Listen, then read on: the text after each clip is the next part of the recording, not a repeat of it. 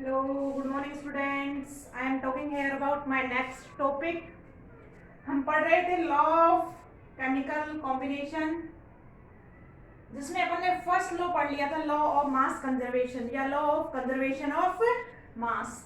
कि अब जब आपका कोई भी कंपाउंड केमिकल रिएक्शन करता है तो रिएक्टेंट से प्रोडक्ट में कन्वर्ट होने के दौरान उसका मास हमेशा क्या रहता है, कंजर्व रहता है। तो अपन उस पर हमने एक न्यूमेरिकल की भी बात की थी। सेकंड लॉ है अपना, सेकंड लॉ की बात करते हैं। सेकंड लॉ है लॉ ऑफ कांस्टेंट कंपोजिशन या law of fixed proportion. What is the law of constant composition? देखिए नाम से ही पता चल रहा है, कांस्टेंट का मतलब है फिक्स रहेगा, कंपोजिशन मतलब जो भी उसमें एलिमेंट है उसके मास का जो रेशियो है वो क्या होगा, फिक्स होगा, not depend on their source. तो अपन पढ़ते हैं, इस टॉपिक को स्टार्ट करते हैं। ये जो लॉ है, this law is given by, this law is given by Joseph Proust in 1799। किसके द्वारा दिया गया, किसने दिया? जोसेफ प्राउस्ट ने दिया। नेक्स्ट बात करते हैं इधर definition. According to this law, क्या कहता है ये लॉ, देखिएगा। अकॉर्डिंग टू दिस लॉ, कि लॉ क्या कहता है आपका? लॉ कहता है कि इस लॉ के अनुसार क्या होगा, ए compound always contains, a compound always contains elements, a compound always contains elements in a fixed ratio of, in a fixed ratio of their mass या वेट। कि जब भी कोई एलिमेंट कंपाउंड फॉर्मेशन के लिए कॉम्बिनेशन में जाता है तो उसका जो मास का रेशियो है वो हमेशा क्या रहेगा, कांस्टेंट रहेगा, फिक्स रहेगा। किस पे डिपेंड करेगा? सोर्स पे डिपेंड नहीं करेगा। इफ कंपाउंड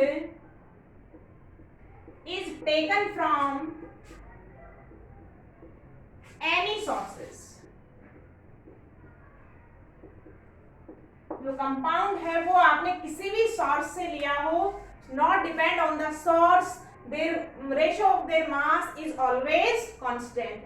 तो देखिएगा अपन एग्जांपल लेते हैं, एग्जांपल लेते हैं। देखो एग्जांपल क्या है अपने पास की अपन बात करें क्या है। देखिएगा जैसे कि मैं हूं, अब मैं यहाँ हूं, राजस्थान में हूं, मैं अदर स्टेट में जाऊं, मैं यूपी जाऊं, महाराष्ट्र, जो मेरा फेस है या जो मेरा बॉडी स्ट्रक्चर है वो क्या रहेगा, कांस्टेंट रहेगा। वही बात है कि आप किसी भी कंपाउंड को किसी भी सोर्स से लें, उसके जो मास का रेशियो है वो क्या रहेगा, कांस्टेंट रहेगा। देखिएगा एग्जांपल लेते हैं H2।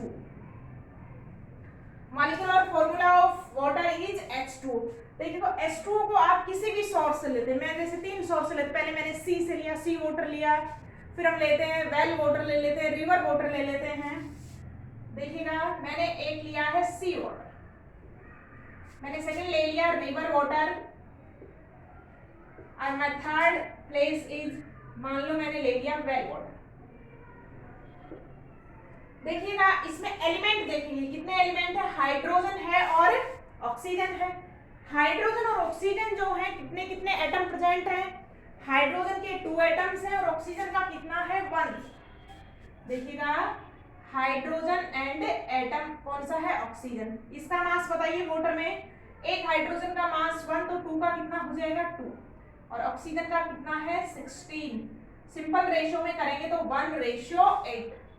आप वाटर अगर रिवर से भी लेते हैं तो हाइड्रोजन और ऑक्सीजन का रेशियो क्या रहेगा वहां पे, 1:8।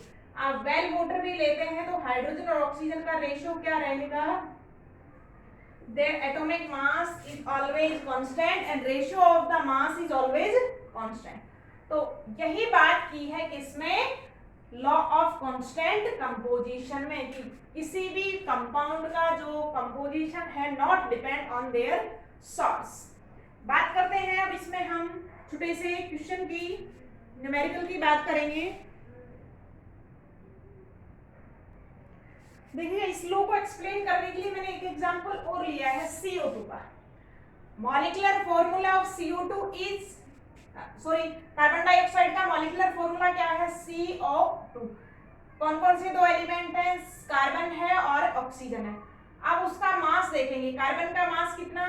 12, ऑक्सीजन के एक एटम का मास 16, तो 2 का कितना हो जाएगा? 32। इसको सिंपल रेशियो में कन्वर्ट करेंगे 3:8। देखिएगा इसका जो CO2 का रेशियो है मास का, वो 3:8 ही रहेगा। आप उसको ऑब्टेन करें फ्रॉम एनी सोर्सेज। देखिएगा पहला मैंने लिया है ऑब्टेन फ्रॉम द लाइमस्टोन।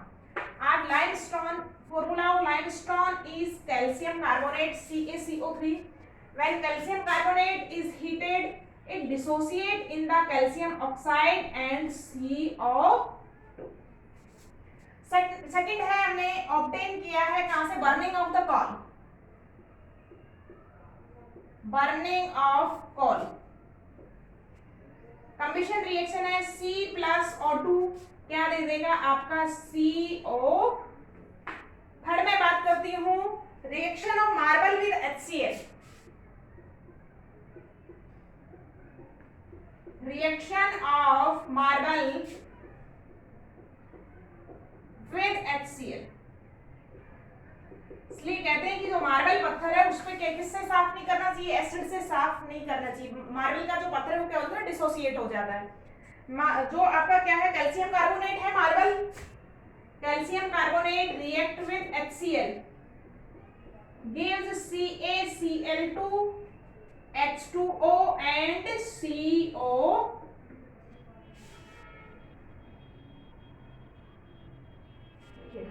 अब हमने CO2 को कितने सोर्स से ऑब्टेन किया है? 3 सोर्स से आपने ऑब्टेन कर लिया है, CO2, CO2 एंड CO2। अगर इसके मास की रेशियो की बात करते हैं तो यहाँ पे कितना मिलेगा?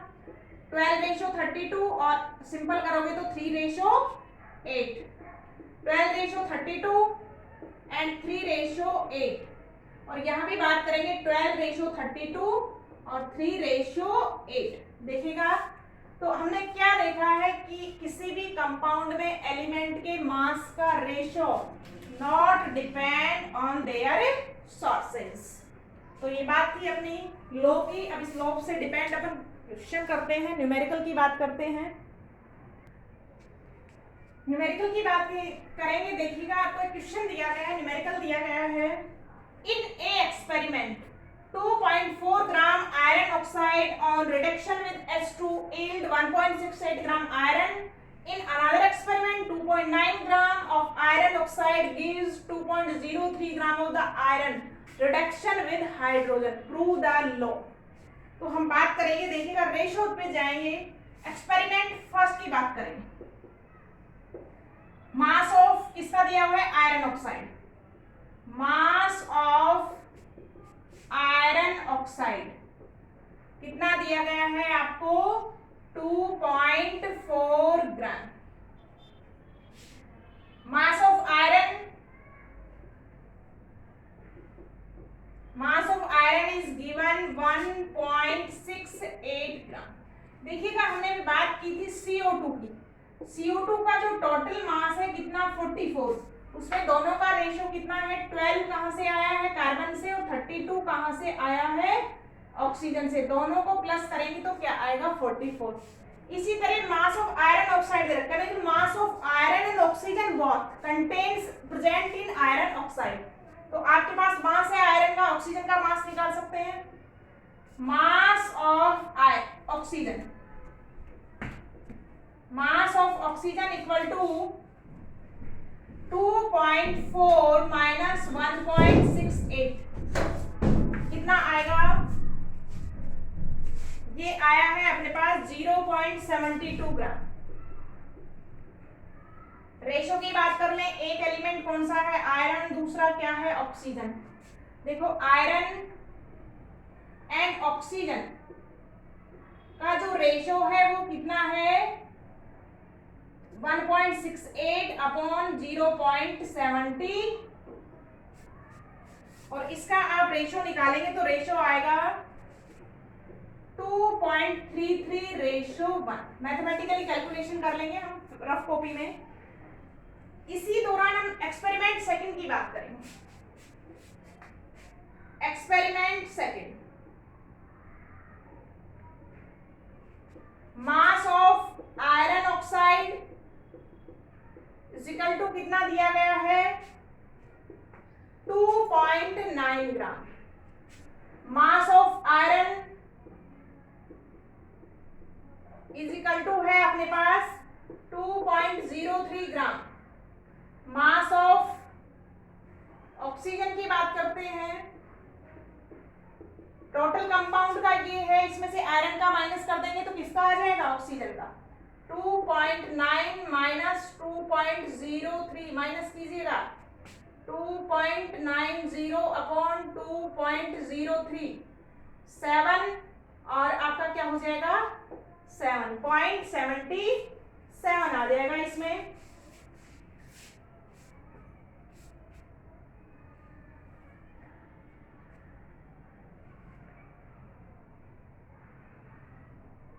सॉरी 0.87 आ जाएगा।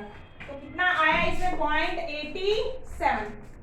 रेशो निकालते हैं, आयरन अपॉन ऑक्सीजन के रेशो की बात करेंगे। आयरन का मास कितना है 2.03, ऑक्सीजन है 0.87, और इसको सिंपल रेशो में लेके जाएंगे तो कितना आएगा 2.33:1। अब हमने क्या देखा है कि फर्स्ट एक्सपेरिमेंट से भी आयरन ऑक्साइड में आयरन और ऑक्सीजन का रेशो कितना मिला है, मास का 2.33:1।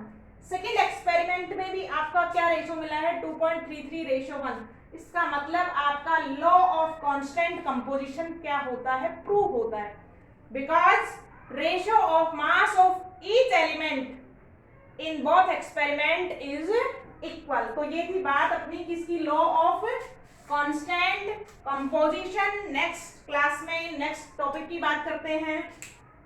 थोड़ा सा राइटिंग का प्रॉब्लम था, कई बच्चों के कमेंट्स थे कि मैडम आपकी राइटिंग क्या है, छोटी है, क्लियर दिखता नहीं है, तो उसमें मैंने इम्प्रूवमेंट किया है, राइटिंग थोड़ा बड़ा है। तो आप टॉपिक को पढ़ेंगे, उससे रिलेटेड मैंने न्यूमेरिकल और क्वेश्चन क्या है साथ साथ अपन सॉल्व करते जा रहे हैं। कोई एनसीईआरटी का क्वेश्चन बनता है वो भी अपन इसमें क्या करेंगे, डिस्कस करेंगे।